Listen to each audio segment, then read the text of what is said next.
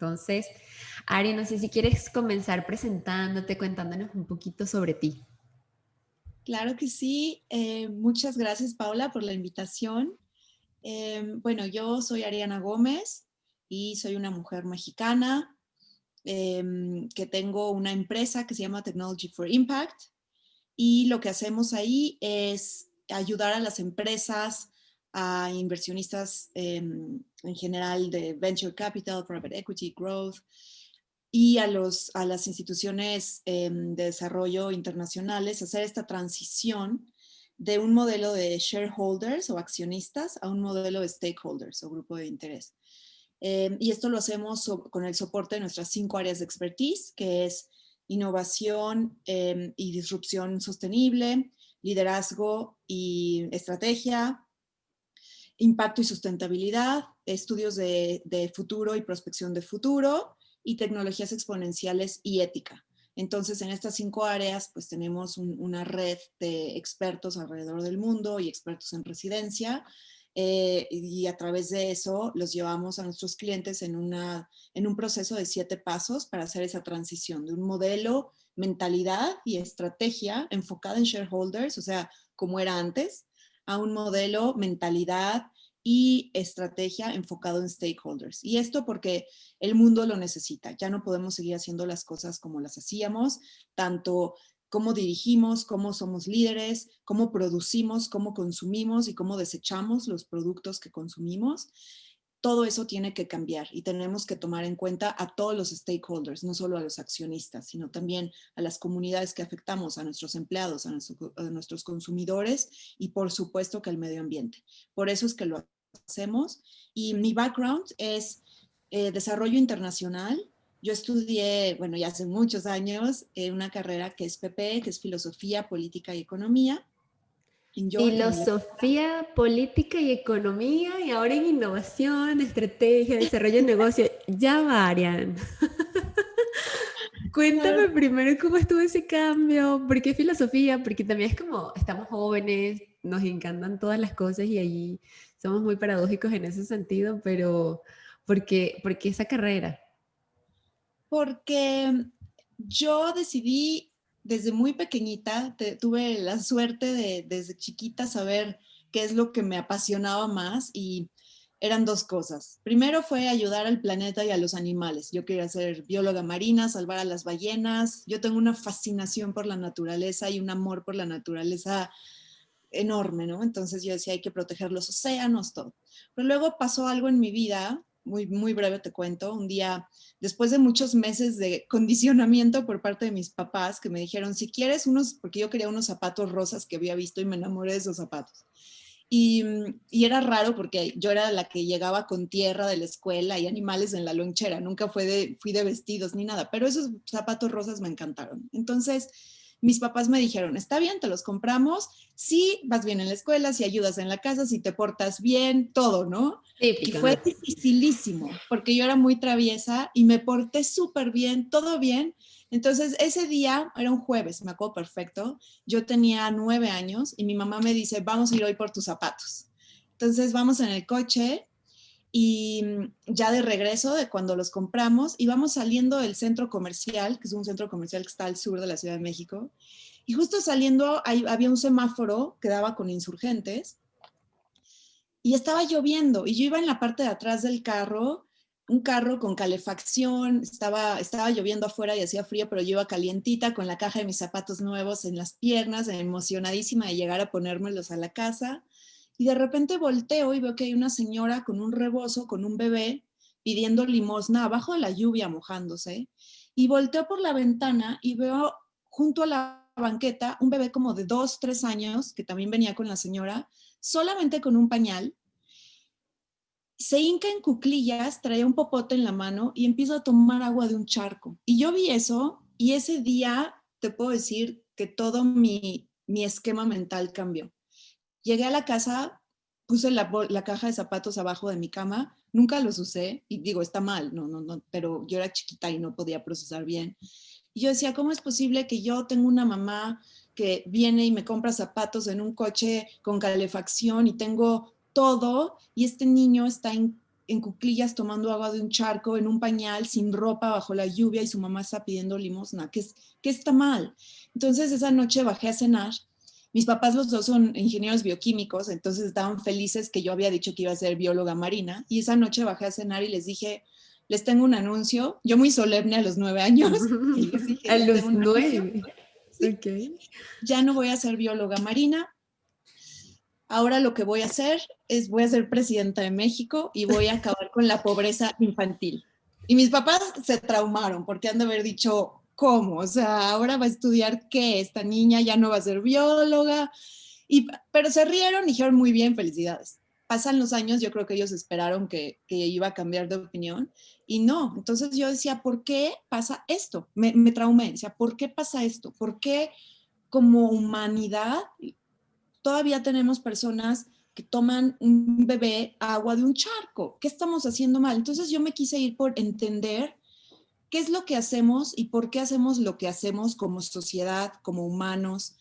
Y me pude haber ido por muchas ramas, estaba psicología, claramente, ni se me ocurrió realmente en ese momento, pero me encantó y me fascinó todo el tema de política, todo el tema de sociología, política social, y la filosofía para mí siempre ha sido como mi bálsamo. Desde muy niña yo siempre leía mucho, mis papás me inculcaron mucho la lectura, entonces para mí la filosofía, y empecé con mitología griega, que mi papá me contaba en vez de cuentos, cuentos de la mitología griega, y fui creciendo con eso. Y la filosofía siempre ha sido para mí como, es como mi libro, como mi recetario para el alma. Cualquier mal que yo tenga, corazón roto, problemas económicos, todo lo que a uno le puede pasar en su vida, problemas laborales, problemas con una amiga, no saber qué va a hacer uno con su vida, tristeza, enojo, bla, bla. Yo siempre he encontrado en la filosofía una respuesta, sobre todo en los estoicos y en esa rama de la filosofía. Pero cuando entro a hacer la carrera, primero estudié, o sea, entré a hacer política y ahí me di cuenta que no era lo mío porque aparte estaba estudiando en Inglaterra, entonces política constitucional de Inglaterra, pues no, ni constitución tienen oficial. Uy, qué interesante, exacto. Entonces dije, me encantó esa carrera ya que estaba ahí y me cambié y fue lo mejor que he hecho porque tenía sociología, tenía economía, que fue mi coco, me peleaba mucho con los economistas, pero hoy en día los quiero mucho, y filosofía. Y ya de ahí me fui a hacer una maestría en estudios de desarrollo que cubrían desarrollo ambiental y desarrollo social y económico. Y entonces ese es mi background, ¿no? Como todo este rollo de desarrollo social, ambiental. Estuve pues, Sup- por allá viajando. Sí. Sí, y ya está, ya entiendo entonces cómo está súper conectado el proyecto de hoy, justamente con tu pasión, definitivamente, y se nota la pasión. Oye, pero estuviste un ratito en el mundo corporativo, ¿no? Estuviste en Visa, en Bosch, estuviste en mucho tema de innovación. ¿Innovación, pero en qué sentido? Porque innovación es como una palabra que abarca muchas cosas y a veces la asociamos solamente con tecnología, ¿no? Pero, o sea, ¿qué es innovación dentro del mundo de las empresas? Y vamos a decirle así, como para qué sirve. Pues mira, innovación, la verdad es que significa una cosa distinta, creo que para cada persona y para cada empresa. Entonces, a mí en mi primer trabajo, cuando ya me voy del mundo de desarrollo internacional a irme al mundo corporativo, regreso justo a trabajar, me toca ser Chief Innovation Officer de Gentera, que es el holding de Banco Compartamos.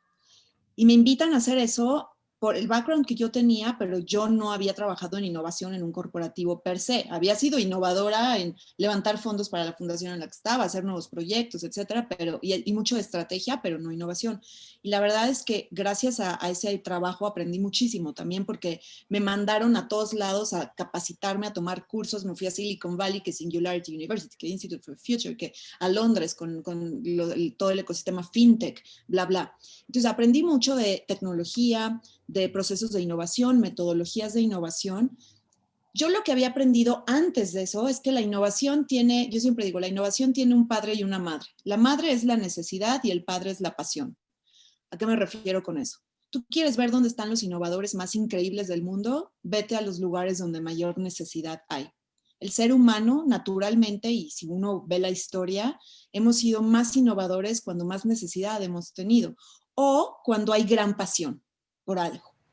Claro, o sea, ojo, justamente queda perfecto con lo que estamos pasando hoy, ¿no? Faltan las crisis. Es que yo creo que justamente faltan las crisis para que saquemos realmente lo que hay dentro de nosotros. O Exacto, sea, más exacto. allá, y la pasión, como tú dices también.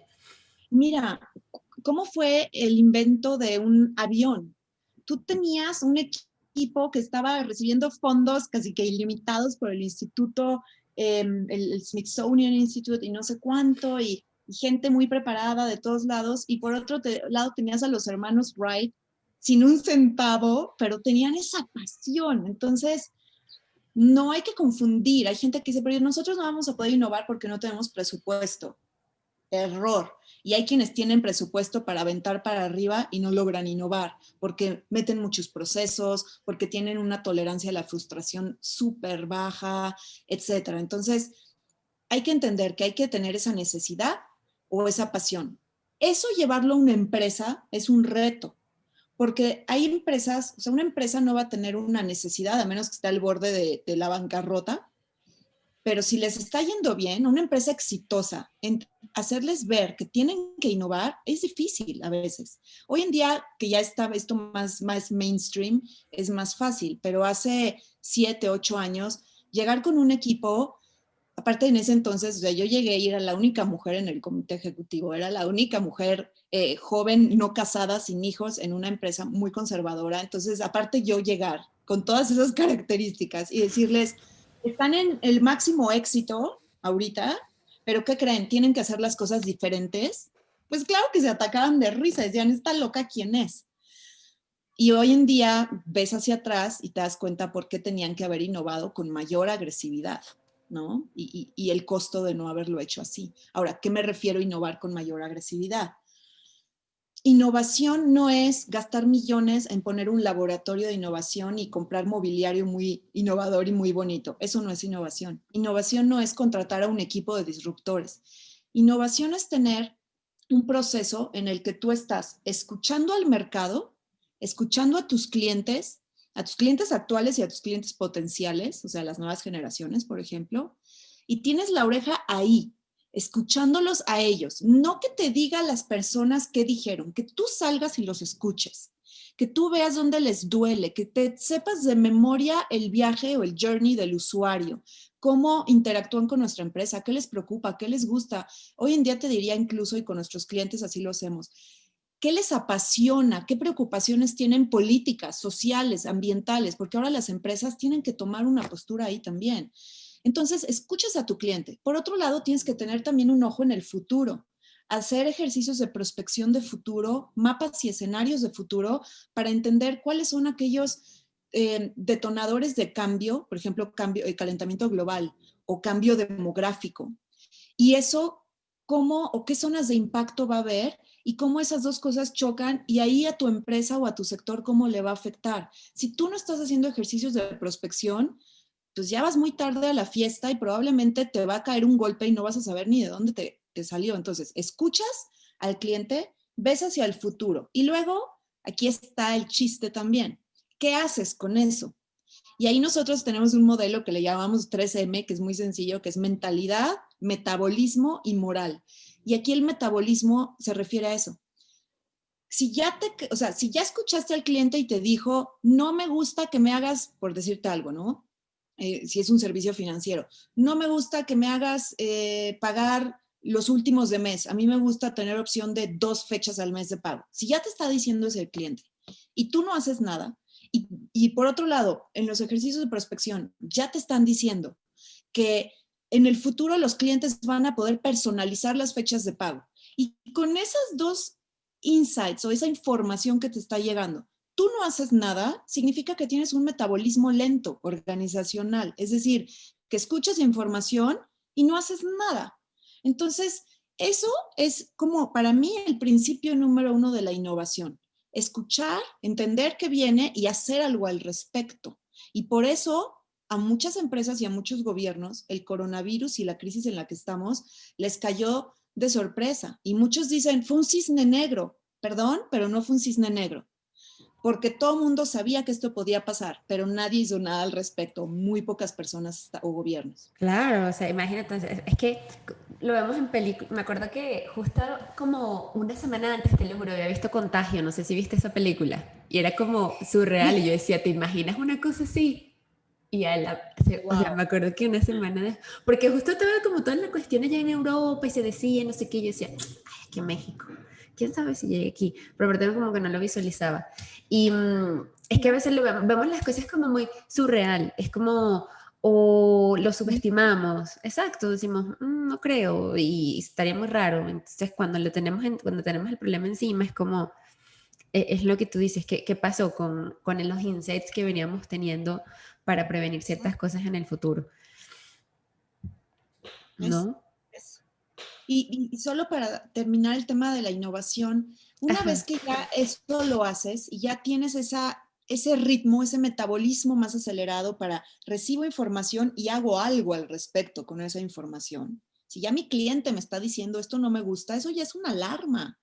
Y si ya el futuro te está diciendo y en el futuro va a ser personalizado, ya es una alarma. Tienes que hacer algo al respecto. Pero además, el tema de mentalidad y moral. ¿A qué me refiero con eso? Moral, nosotros lo tomamos más por tema de ética. Tienes que hacer las cosas de una forma ética con todos los stakeholders, con el medio ambiente, con las comunidades que atiendes, con tus empleados, con tus clientes, pero también ética desde un punto de vista de tecnología, sobre todo ahora que estamos usando casi todos en el mundo ya inteligencia artificial. Tienes que ser ético, tienes que asegurarte que tu inteligencia artificial no está generando discriminación o sesgo contra ciertos grupos o minorías, entonces a eso nos referimos con moral. Y mentalidad es tener una mentalidad innovadora, tener una mentalidad hacia adelante. Y ahí los líderes a veces tienen un poco de problema de cambiar mentalidades antiguas, de modelos antiguos, para tener una mentalidad pro innovación, fracaso, prueba y error. Y eso es un tema importantísimo ya para terminar. Ya que tienes todo esto, ya un metabolismo más acelerado, tienes que tener pruebas de concepto y productos mínimos viables constantemente. Tienes que estar iterando cosas. Y ahí, en mi experiencia, a los corporativos les cuesta mucho trabajo, porque están acostumbrados a hacer pilotos mucho más grandes, mucho más caros, y estos ciclos de iteraciones rápidas, pruebas pequeñas, bien contenidas, muy bajo riesgo, como que les cuesta. Pero si tú no tienes un portafolio de pruebas de concepto y de productos mínimos viable, perdón, pero no estás innovando. Esa es la realidad. Entonces, es muy sencilla la fórmula, pero requiere cambios mentales, cambios de metabolismo organizacional, lograrlo. Y es fácil una vez que ya entras en ese proceso, pero para mí eso es la clave de la innovación real.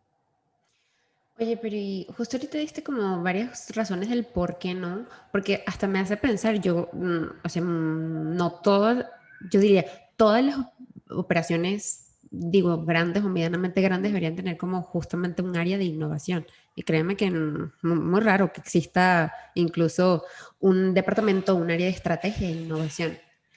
Y justo Angélica lo decías, pero ¿por qué? ¿Será por un tema de presupuesto o más bien porque estamos en el rush del día a día? ¿Sabes? Es como apagando fuegos momentáneos, apagando fuego momentáneo y nos quitan la visualización del futuro o justamente la proyección hacia dónde va la compañía. ¿Crees que es un poquito de eso o cómo lo ves? Sí, creo que es un poquito de eso y también es un poco... innovar es un campo que a muchas personas, sobre todo las que son muy estructuradas y les gusta saber cuál es el siguiente paso exactamente, les genera miedo, tal cual.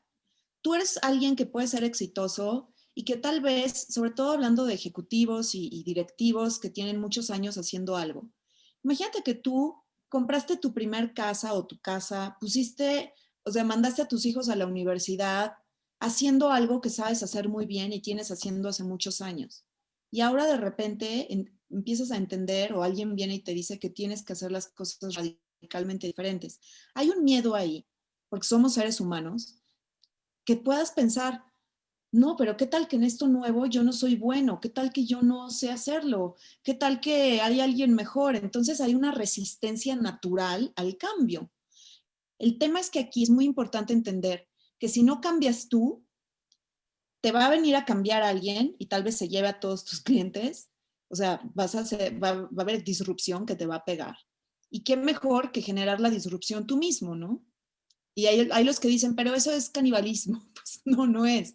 Porque si Kodak hubiera invertido en la cámara digital, hubiera cambiado el modelo, pero seguirían siendo los dueños del futuro de de la la fotografía. fotografía y no lo hicieron.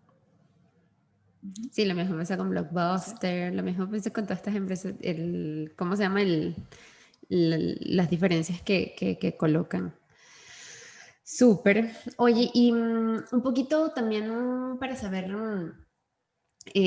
digo, hacia dónde va este tema de la innovación, sobre todo en Latinoamérica. Yo creo que es como tú que también tuviste un background del parte europea y viste como un poco las diferencias, hacia dónde va Latinoamérica en cuestión de estrategia y de innovación.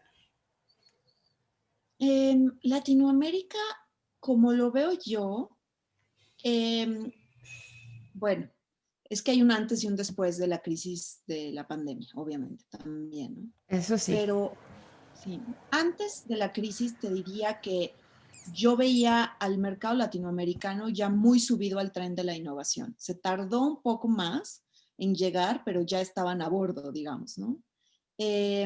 Todos. Era muy raro ya en América Latina encontrar al menos una empresa grande que no tuviera o ya algún tipo de elemento de innovación dentro de su equipo o el interés de hacerlo ya muy en el corto plazo, ¿no? Porque ya se dieron cuenta que tenían que hacerlo, sobre todo con todos los competidores digitales que empezaba a haber, la aceleración que hay de negocios a través de ciertas tecnologías como la inteligencia artificial, eh, y las necesidades de los clientes, que tal vez, que también, por lo mismo que ahora todos los clientes tienen esto, se vuelven más exigentes y quieren las cosas más rápidas, más instantáneas, mucho mejores, más competitivas, personalizadas. Entonces se dieron cuenta que tenían que empezar a avanzar.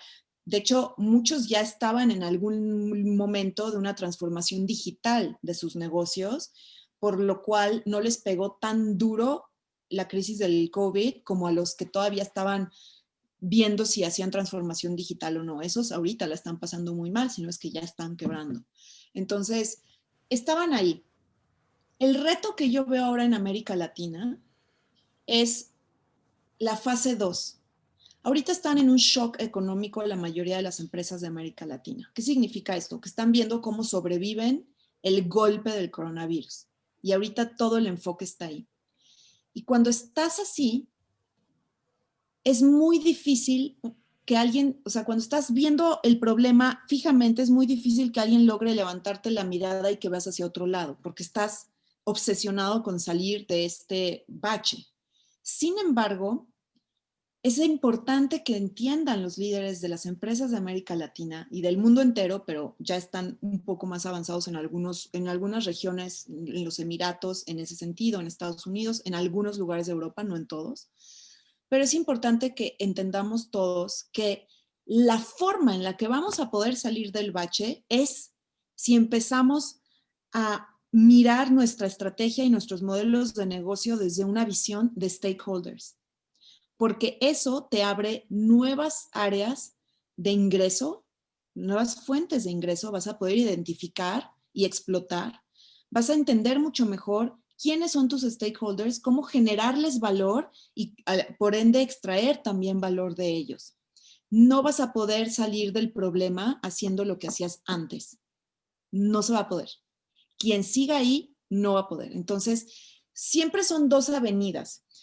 Antes del coronavirus eran las dos avenidas estratégicas, que era mi negocio actual, cómo sigo aprovechándolo, pero cómo voy pensando en el negocio del futuro. Ahora en la pandemia es lo mismo.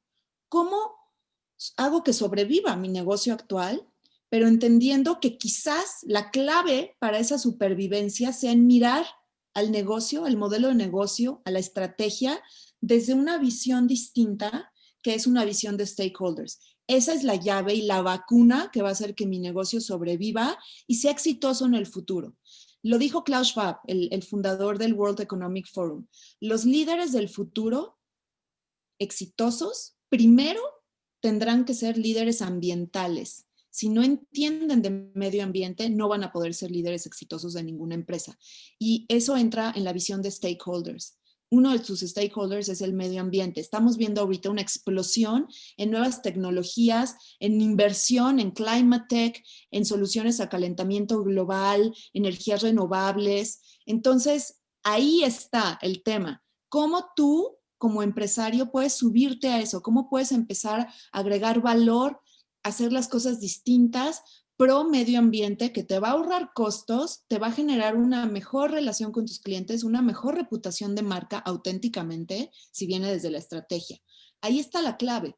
Entonces el reto es que, aunque ahorita es muy difícil el bache en el que están económicamente hablando, tienen que voltear a ver hacia allá, porque ahí está la clave que les va a permitir salir del bache. Si no, no van a salir, te lo digo con absoluta certeza.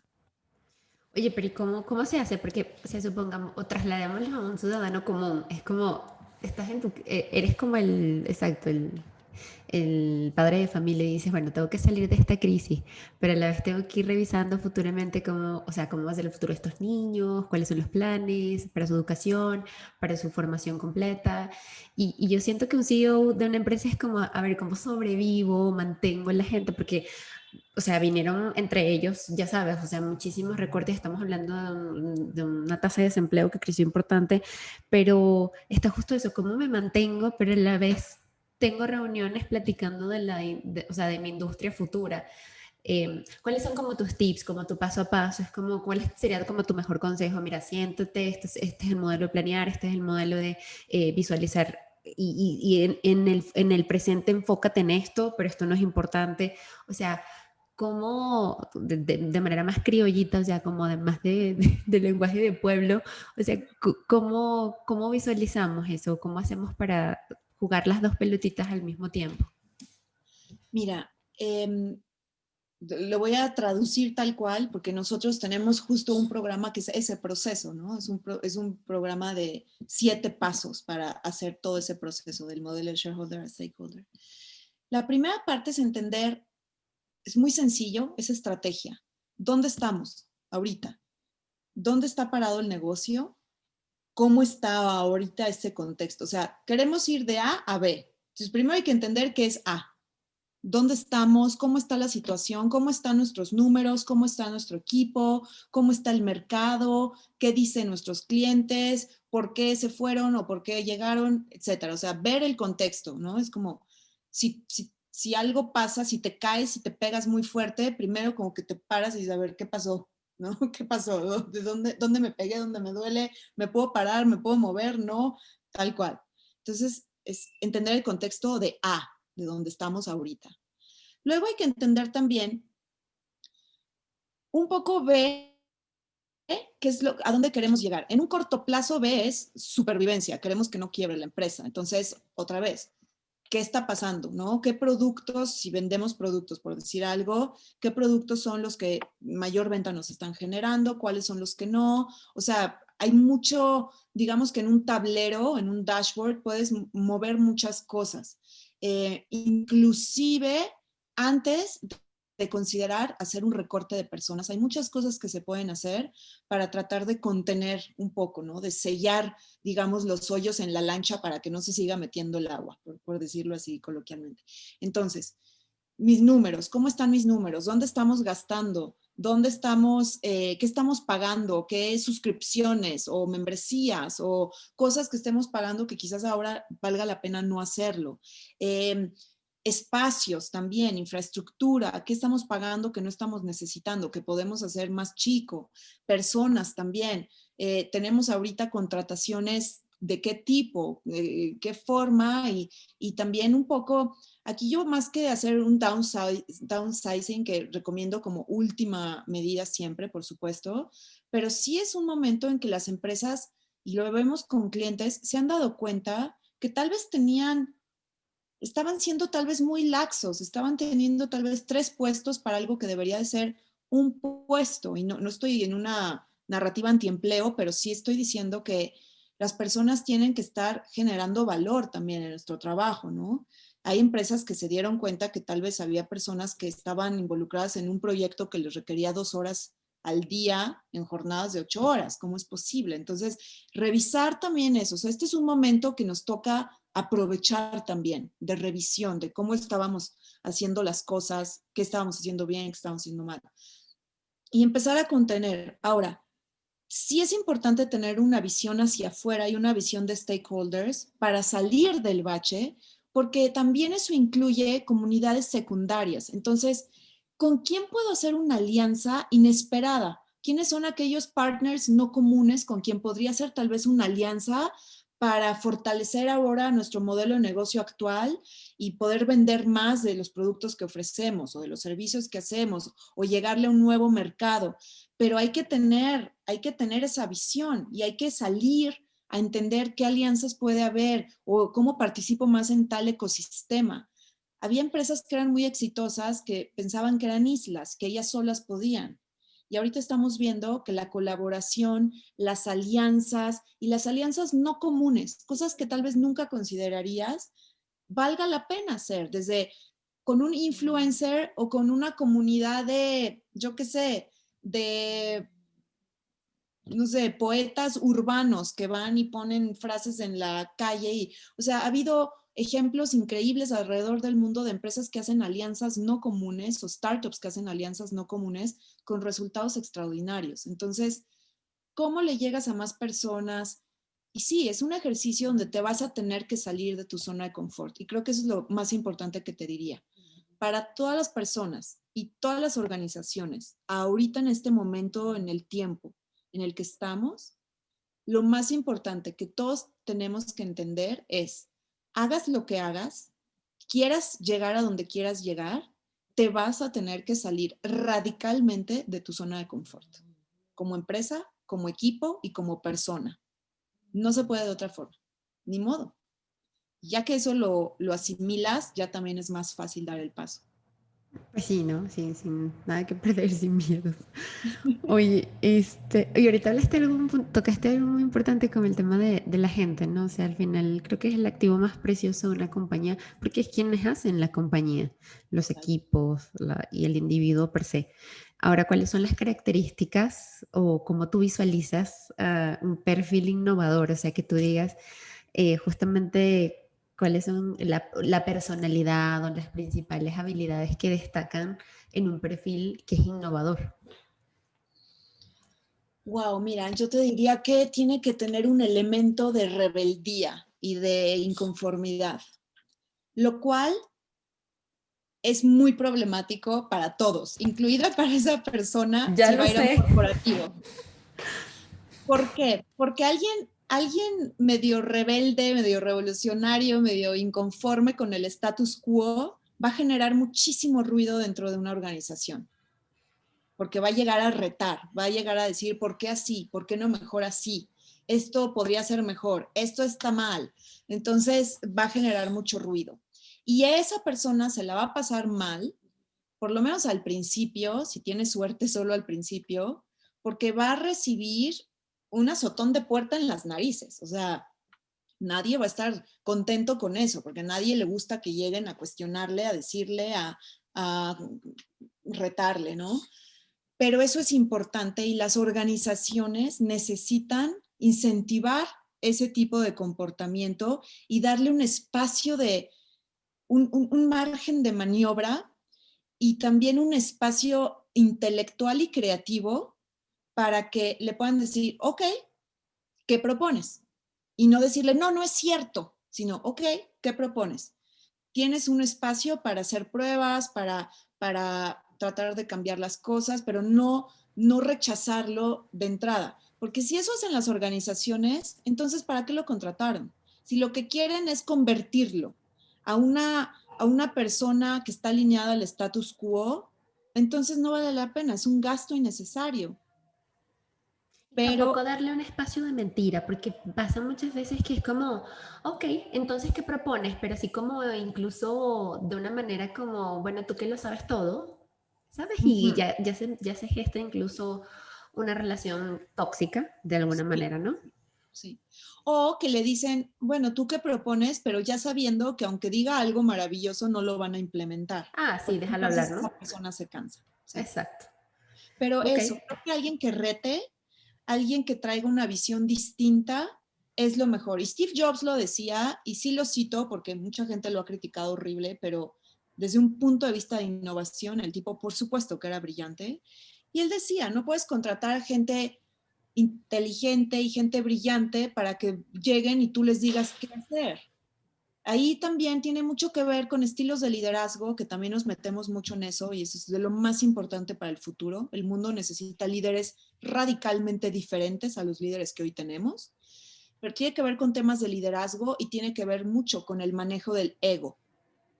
Un CEO que piensa que él es el dueño de la verdad es un veneno para esa empresa y va a tener una cultura muy tóxica y muy negativa. Un CEO que sabe manejar su ego, o no solo el CEO, cualquier persona que tiene un puesto de liderazgo dentro de la organización, que son la mayoría, que Mm. sabe manejar su ego, es lo mejor que le puede pasar a una empresa y a un equipo. Entonces, buscaría, cuando hablamos de innovación, no solo es hacia afuera, ¿qué me traigo para innovar? Sino qué necesito cambiar yo o reaprender o desaprender yo y cómo estoy siendo líder y cómo voy a manejar y administrar mi ego, porque si eso no lo hago primero, puedo traer a Steve Jobs a mi equipo, por decirlo así, y no va a pasar nada. Totalmente. Oye, pero ¿y cómo, o sea, cómo también diferenciamos? Porque dices, bueno, alguien que rete, alguien que sea rebelde, y te entiendo como lo expresas en temas de rebeldía, pero ¿qué pasa cuando nos enfrentamos también, o cómo diferenciamos que no sea un perfil egocéntrico o un perfil, o sea, que simplemente quiere hacer las cosas así porque siempre las has hecho así, o es una cuestión de simplemente retar porque no le gusta algo y no es que ve la mejoría? No sé, un perfil como de ese estilo que parece rebelde, pero debajo pareciera que hay algo más, ¿no? Hay como un Me, tema de egocentrismo. Me encanta tu pregunta y es súper importante, porque hoy en día, más que nunca, en el momento, en la historia en la que estamos, es muy importante hacer siempre esta pregunta, no solo para el perfil de un innovador, sino para cualquier perfil realmente, pero en este caso para el del innovador. ¿Por qué quieres ser exitoso? ¿Por qué quieres ser el gran innovador, el reconocido? ¿Qué es lo que quiere lograr? Y aquí tiene que ver el propósito para el que lo quiere hacer. Si yo, o sea, si yo llego a tu empresa y tú eres una empresa, para seguir sobre la línea del ejemplo, de servicios financieros, y entonces yo quiero saber por qué crees que debemos de hacer, si tú me estás diciendo es que no está bien, hay que hacerlo mejor, es que hay que retar y eres ese inconforme revolucionaria, está perfecto, pero dime por qué. ¿Por qué deberíamos de tener mejores servicios financieros? ¿Por qué deberíamos de hacerlo distinto? ¿Por qué debería estar verde y no azul? ¿Por qué nos estás retando? Y tienes que escuchar con mucha atención qué te dicen. Porque un narcisista y una persona que lo gobierna el ego o un hater, siempre normalmente va a ser sobre ellos o se van a ir por el lado económico porque quieren encantarte y quedar bien contigo. Tú quieres escoger a las personas y en el futuro eso va a ser, o sea, es la mejor vacuna, seguro de vida que le puedes dar a tu empresa, contratar a estas personas porque tienen un propósito mayor. Es decir, tienes que hacer las cosas diferente porque hay 80 millones de personas pobres en este país y con las cosas como son hoy no estamos resolviendo el tema. En cambio, si haces unos servicios financieros distintos y les haces productos de esta y esta forma diferente a lo que haces hoy, vamos a poder mover la aguja de pobreza o vamos a poder sacar a las familias de la línea de pobreza y van a tener más oportunidades sus hijos o vamos a hacer servicios financieros que estén invirtiendo en temas de naturaleza y medio ambiente y protección de áreas marinas, porque México necesita, bla, bla. Y ahí te das cuenta que ya su discurso es un discurso de algo mayor que él y no es yo me quiero ver o por el dinero que vamos a ganar para que me des un gran bono. A esa gente de veras, yo te diría, no hay que decirles no y cerrarles la puerta, pero hay que tomarnos unos 15 minutos extra después de la entrevista, traérnoslos y decirles, mira, te voy a decir una cosa. Creo que tienes que trabajar en tu ego, creo que tienes que trabajar en tu individualismo y pensar en el impacto que puedes tener. Eres una persona brillante, pero necesitas liberar esa inteligencia y esa brillantez para algo más que solo tú. Sí te lo quiero dar como consejo porque te va a ir mejor en la vida así. Muchas gracias, bye. Pero sí es nuestra obligación también empezar a cambiar ese discurso y no dejarlos ir para que sean ahora narcisistas ególatras en otra empresa, sino sí poner nuestro granito de arena, porque ya vimos lo que pasa cuando nadie le pone un hasta aquí a los narcisistas y ególatras. Llegan a ser Ujú. presidentes. Exacto, exacto. Sí, y justo le preguntaba yo a mi esposo, pero ¿por qué llega gente al poder así? Y sabes algo, yo que vengo de un país donde más que un narcisista, quién sabe qué tenemos ahí al frente, pero no vamos a hablar de política. Pero yo siempre pensaba y digo, yo creo que o sea, si llegan, ese tipo de personas llegan al poder, sabes que por también nuestra apatía, ¿sabes? Como no es mi problema, no me afecta. De manera directa, ahorita no te afecta, pero lo vemos en un futuro, como pasa en el caso de Venezuela, que a todos nos afectó, aun cuando los niñitos que estábamos chiquitos no votábamos o cuando éramos adolescentes no nos importaba, no votábamos, y ya lo vemos hoy, ¿no? Entonces, si tocaste un punto muy importante, es el tema de la apatía, el pensar que no, pues no me interesa o a lo mejor no, o sea, es su problema. No, yo creo que como sociedad es nuestro problema, ¿no? Al final de todo. Todo. Sí, totalmente. Oye, y hablando un poquito porque, y aprovechándote aquí, que tenemos aquí en todos estos temas o sea, de ambiental, o sea, como un poco más enfocado a la parte de cuidado del medio ambiente, ¿cómo hacen las empresas que hoy no tienen esa política o esos programas de mucho más enfocado al tema del medio ambiente? ¿Cómo hacen para implementarlos o qué hace falta para que se empiece a gestar ese tipo de programas dentro de un corporativo? Okay. Lo más importante para eso es la voluntad. Tiene que haber voluntad de quererlo hacer y la voluntad normalmente va de la mano del líder, el liderazgo de la empresa. ¿A qué me refiero con eso? El ejemplo que dan los líderes y el mensaje que están dando los líderes, no solo en la palabra, sino en la acción. Entonces, tú puedes estar trabajando en una empresa que dice que es ambientalmente amigable, pero tú ves a los líderes de la empresa que siempre traen en una botella de plástico de agua en la mano y en todas las juntas hay 15 botellas de agua de plástico para la reunión o para los clientes que vienen y el café se sirve en vasos de unicel. Son pequeñas cosas, mínimas, pero tienen mucho que ver con la cultura de ser una empresa ambientalmente amigable. Están las cosas pequeñas como eso y cómo consumimos, cómo usamos electricidad, qué políticas tenemos para que si alguien no está ocupando una sala de juntas, se apague la luz, para el tema del agua, si es un edificio propio, un edificio rentado o un edificio compartido, a nuestros proveedores también, qué tipo de cosas les exigimos, ¿no? Conozco una empresa, por ejemplo, que son clientes nuestros, que por ejemplo, pusieron una política que tú podrías decir que es un poco draconiana, a mí me encantó, que es los empleados que trabajan ahí, todos los colaboradores, obviamente pueden llevar la comida que quieran o pedir la comida que quieran, pero tienen que ser en empaques biodegradables. O si llevan su propia comida, pues reciclables, o sea, el topper que te llevas a tu casa y te lo regresas. Pero nada de bolsas de plástico o empaques de plástico o de unicel para que te entreguen o traigas tu comida. Porque eso, o sea, porque la empresa quiere ser una empresa que sus desechos sean certificables, entonces no pueden darse ese lujo, por decirlo así, ¿no? Entonces, en las cosas pequeñas del día a día, como las aguas en plástico o el café en unicel, pero también las cosas grandes. ¿Qué políticas tienes de contratación con proveedores? ¿Qué condiciones les estás poniendo para que ellos también sean sostenibles? Con tus clientes, con todo lo que haces.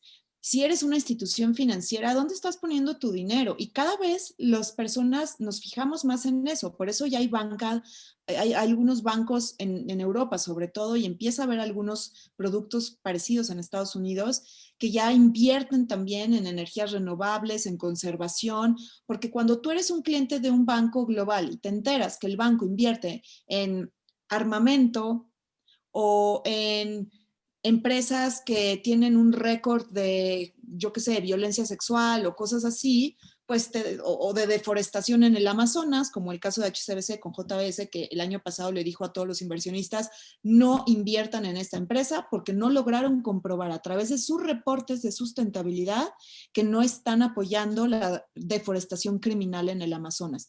Eso es maravilloso que pase. Entonces, ¿cómo estás también reportando y midiendo sobre todo tus acciones? Desde un punto de vista, por ejemplo, de los ESGs, medio ambiente, social, gobernanza y la D de data stewardship, cómo estás manejando también tu data.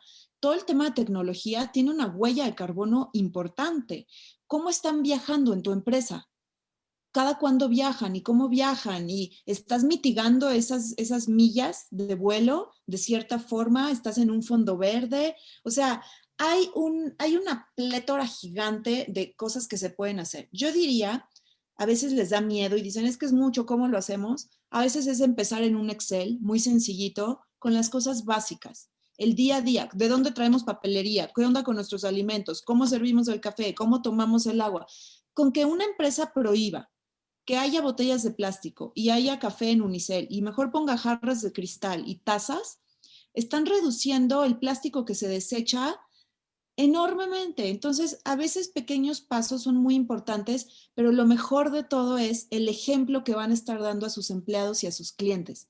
Recordemos que las empresas hoy en día, para bien o para mal, son el equivalente de hace muchos, muchos años, las monarquías, porque son aceleradoras e incubadoras de ciudadanía. Tú como empleado en una empresa sales y eres un ciudadano en la ciudad donde vivas, pero mucho de lo que tú vas a hacer lo aprendes en la empresa porque es donde más horas pasas al día.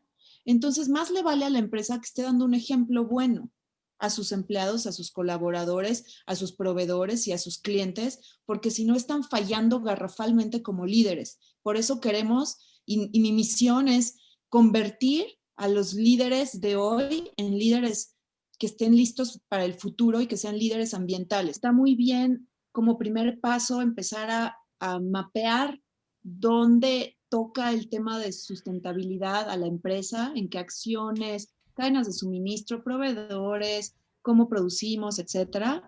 Está muy bien como siguiente paso empezar a medir a través, por ejemplo, del esquema de SGDs, ver cómo le pegamos a los objetivos de desarrollo de la ONU, todo eso está muy bien. Pero si quieres ser una empresa realmente punta de lanza, tienes que ir además un paso más allá. Y es desde mi liderazgo qué ejemplo estoy dando en las cosas pequeñas también, como lo que dices de las botellas de plástico. Y la otra es ir un paso más allá y entender que los ESGDs no son suficientes y que no se convierta en una cortina de humo un poco, decir ya lo tengo y ya somos. No, no, no. Estamos enfrentándonos a la mayor crisis en la historia de la humanidad, que es el calentamiento global. Si creemos que el COVID este es ¿cómo le llaman? El dress rehearsal de la crisis madre que se nos viene con el calentamiento global. Entonces, no es suficiente los ESGs y decir, ya, palomita, ya lo hice. No, no. Tienes que ir un paso más allá. Tú como empresario y tu empresa, ¿cómo puedes mitigar el calentamiento global desde tu estrategia y tu operación? Quien haga eso va a ser el adorado de los clientes, el adorado del mercado, el adorado de los inversionistas y realmente se va a posicionar mucho mejor si es de una forma auténtica que lo hagan. Entonces, hay que empezar por ahí también. Hay que acelerarle al tema ambiental. Más que empezar, exacto, acelerarle, Sí. justamente. Oye, y un poquito hablando ahora más de ti, Ariana, cuéntanos un poco este proyecto que tienes y del cual ya sabemos de la pasión por la que nace con toda la propiedad que nos has hablado y se nota la pasión justamente. Cuéntanos un poquito más hacia dónde va Ariana en el futuro, qué se pretende lograr, o cuál es tu meta final con tu proyecto, hacia dónde va justamente.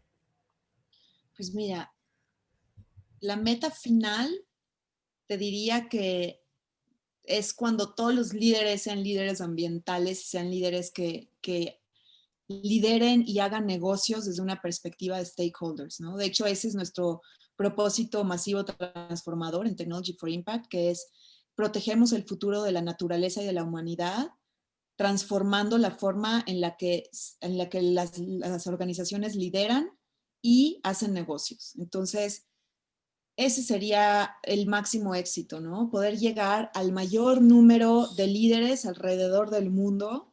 Somos una empresa global, operamos en distintos países, tenemos clientes en diferentes países, entonces alrededor del mundo, y poder ayudarles a hacer este cambio de mentalidad.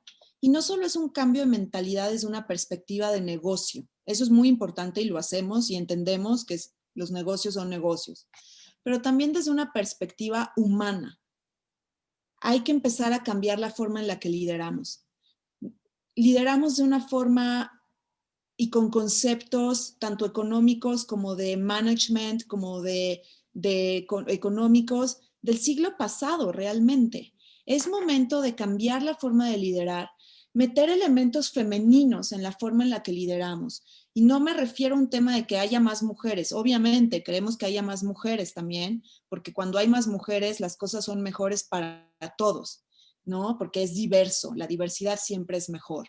Entonces, obvio, pero no me refiero a eso, sino al estilo de liderazgo.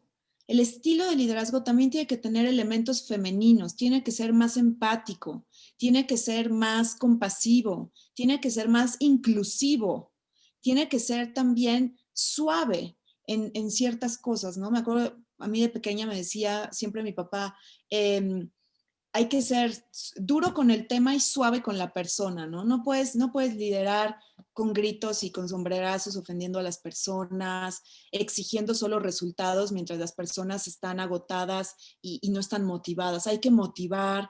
Entonces hay muchos elementos masculinos muy valiosos en la forma en la que hoy en día lideramos, predominantemente, pero hay que meter también elementos femeninos. Hay que meter a este liderazgo una visión humana, una visión de un hogar compartido, una visión en común. Y mi objetivo personal máximo que tengo también a nivel personal, pero con Technology for Impact, es lograr que todos tengamos la misma visión global. O sea, no importa si tú eres poeta, bailarina, pintora, astronauta, ejecutiva, CEO, no, médico, no importa, ¿no? Doctora en ciencias, genética, yo qué sé, pero que todos compartamos la misma visión, que es proteger el presente y el futuro de la humanidad y de la naturaleza. Esa es mi máxima visión y objetivo, que sea de todos. Ahora, ¿cómo lo voy a hacer? Ya cada quien lo hará distinto. La astronauta en sus conversaciones con NASA pondrá sobre la mesa ciertos elementos para asegurar que está protegiendo el futuro de la naturaleza y la humanidad. La doctora en genética lo hará a su forma, la poeta, la escritora y la ejecutiva CEO igual, pero que compartamos eso, porque mientras no entendamos que compartimos un mismo hogar y que si prendes fuego en un lado le va a afectar al otro, nos vamos a estar dando contra la pared y el planeta ya no aguanta que nos demos tanto contra la pared. Y nuestro futuro depende del bienestar de la naturaleza y del bienestar de las personas, pero aquí quiero hacer énfasis, el bienestar de la naturaleza. América Latina es la región que más especies está perdiendo y se están extinguiendo a un ritmo preocupantísimo que cualquier otra región del mundo. Los líderes de América Latina tienen que sacar la casta, tienen que sacar la casta por el continente, por el tema político, por el tema social y sobre todo por el tema ambiental. Ya aprendimos que nuestra apatía nos cuesta muy caro y tú lo comentabas ahora y tienes un ejemplo muy cercano, pero lo estamos viviendo en muchos otros lados. No porque tú seas una persona que tengas privilegio, significa que no tengamos que salir a la calle a marchar para exigir que haya salud pública o educación pública de calidad. Pero aquí la pregunta es, ¿cuándo lo hemos hecho? Realmente nunca, la mayoría de las personas nunca, porque vivimos en nuestra torre de marfil o en nuestra burbuja de privilegio. Y el problema es que en nuestros países, en América Latina, la mayoría de las personas sí lo sufren. y les hemos dado la espalda, no hemos sido solidarios con ellos. Entonces tenemos que romper esa barrera de apatía y de privilegio en el que vivimos los latinoamericanos, y como líderes latinoamericanos sacar la casta, y tenemos que hacer lo mismo por el medio ambiente, porque si no van a seguir llegando gobiernos populistas que solo están ahí por destruir y no por construir, y por dividir y no por unir, y no podemos permitirlo. O sea, no podemos perder la riqueza ambiental que tenemos, nuestros arrecifes, o sea, nuestros manglares, nuestras selvas. América Latina es una mina de oro ambientalmente hablando, y se nos está yendo como agua entre los dedos porque no estamos haciendo nada. Y no solamente es pobres animalitos, no, no. El calentamiento global y la crisis de desertificación, de extinción de especies, va a tener un impacto económico sin precedentes. Si crees que COVID fue un problema, espérate a eso. Entonces, hay que empezar a actuar ya, no solo desde el negocio, sino desde saber qué es lo correcto y lo que tenemos que hacer en este momento de la vida. Ese es el gran llamado a nuestra generación y a los líderes del mundo, pero especialmente los latinoamericanos. Tenemos que sacar la casta, porque no podemos permitir que bajo nuestro mando esto suceda, porque entonces es nuestra responsabilidad. Y eso tiene que estar clarísimo. Entonces, digo, perdón que me pongo tan solemne con esto, pero No, es esto es genial, y se nota, él. exacto, Sí, se nota la pasión y justo la, la motivación, ¿no? sí. Buenísimo. Ari, un poquito para ir también como concluyendo, ¿cuáles han sido, y yo creo que ya sé por dónde va a ir, pero ¿cuáles han sido tus los mejores dos consejos que te han dado? Bueno, sin duda uno fue, y me lo dio mi papá también, es Siempre viene conecta, como de la familia, ¿no? Como sí, de es, mamá, papá. conecta el cerebro a la boca antes de hablar. Y ese creo que es uno de los mejores, si no el mejor. Y sobre todo hoy en día, en la época de redes sociales, creo que es muy importante que todos conectemos el cerebro a la boca antes de hablar. Y yo diría, y el corazón también, porque luego hay gente, y todos lo hemos hecho, pero que juzgamos o que atacamos o criticamos sin saber. Uno no debe, yo siempre creo que la especie humana ya estamos en un nivel más elevado, y ya creo que de veras es de subespecie criticar y juzgar a otros. O sea, ya es de subespecie, ya no debe de ser, porque no puedes juzgar a nadie porque no has caminado en sus zapatos, no sabes qué ha vivido, de dónde viene, qué ha sufrido, qué le pasó ayer o qué le pasó antes de entrar a esta reunión. Entonces no podemos juzgar, y por eso siempre es bueno conectar la cabeza y el corazón a la boca antes de hablar. Y el otro consejo que me han dado muy, muy, muy valioso, te diría que es un profesor en la carrera, el día que me fui a despedir, que ya habíamos terminado, me dijo, sé muy exitosa. Y yo me quedé así como, gracias, ¿no? Y se dio cuenta en mi cara que no entendí bien qué onda. Y entonces regresó y me tocó por el hombro y me dijo, ¿sí me entendiste qué te quise decir? Me dijo, acuérdate que el éxito es la felicidad. Y la felicidad te va a dar, o sea, lo que te va a dar felicidad es que construyas una vida buena para ti y una vida buena para los que están a tu alrededor. Y para mí ese es el mejor consejo, porque aparte se alinea mucho a mis valores y a lo que yo quiero, ¿no?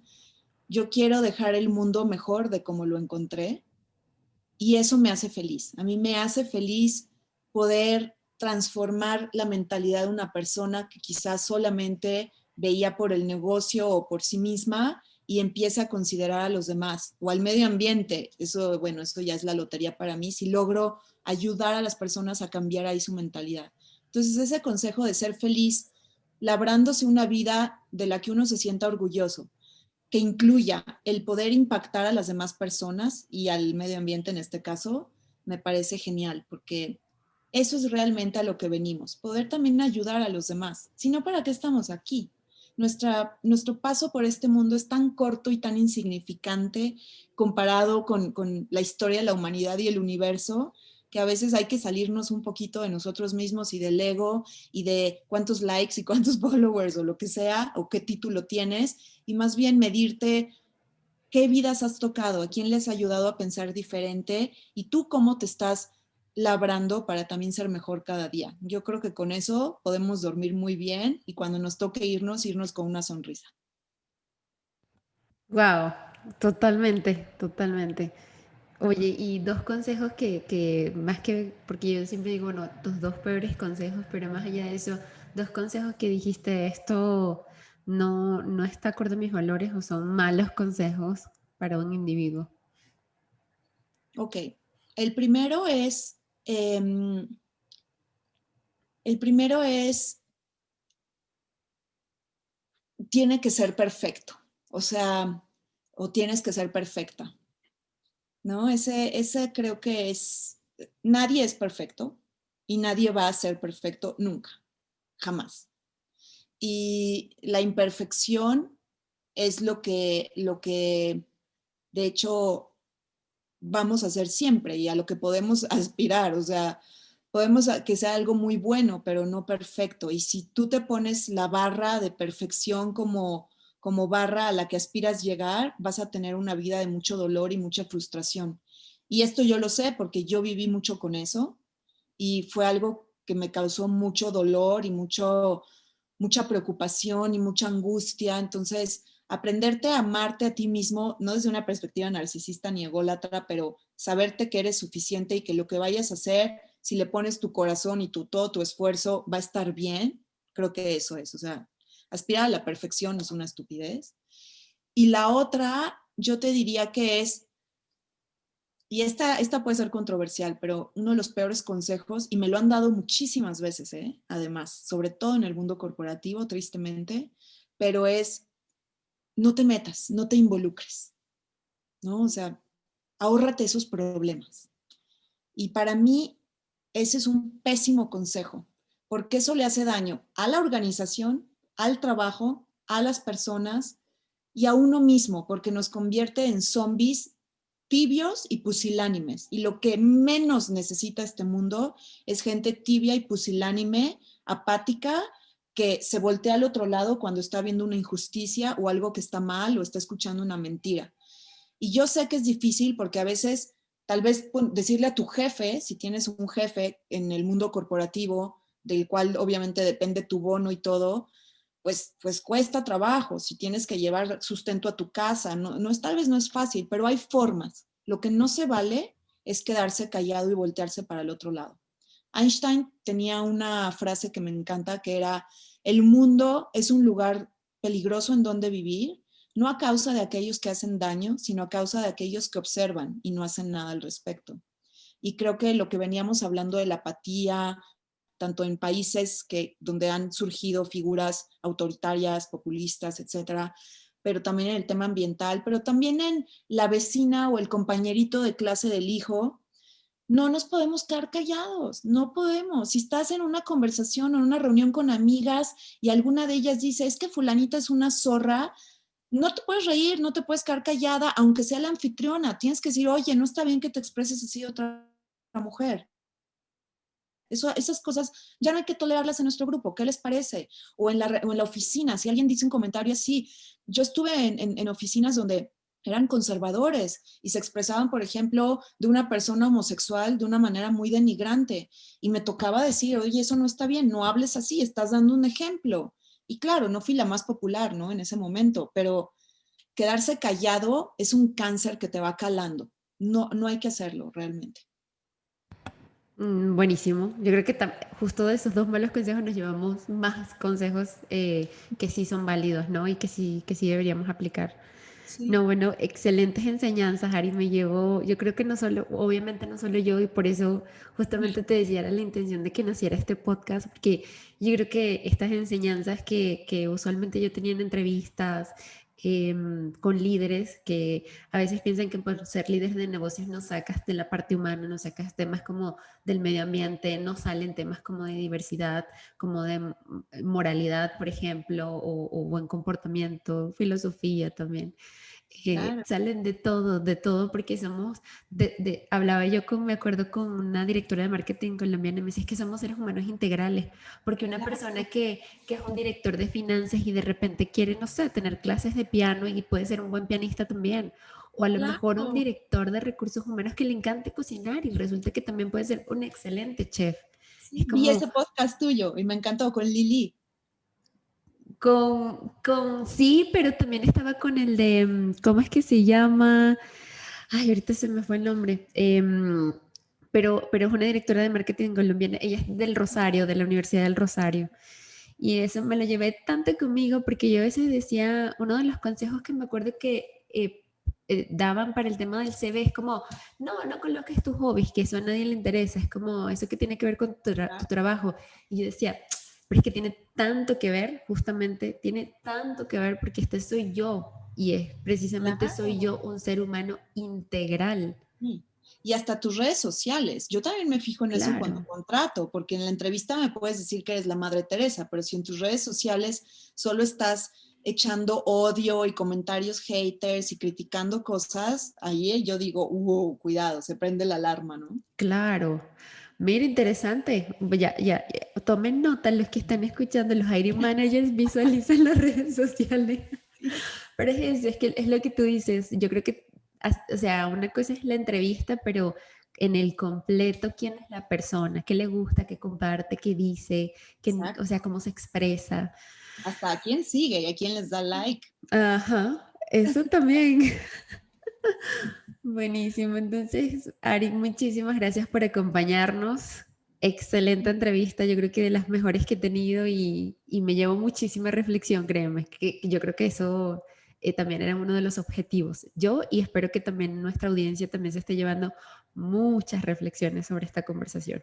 Ay, Paula, qué linda, ¿no? Al revés, muchas gracias por el espacio, por la invitación. Me encanta tu podcast y todo lo que estás haciendo. Y bueno, lo que necesites, cuentas conmigo, tú y toda tu audiencia. Muchas gracias. Tú también por acá, gracias a ti. Pasa bonito fin. Claro que sí, igualmente. Un beso. Cuídate mucho. Bye. Bye.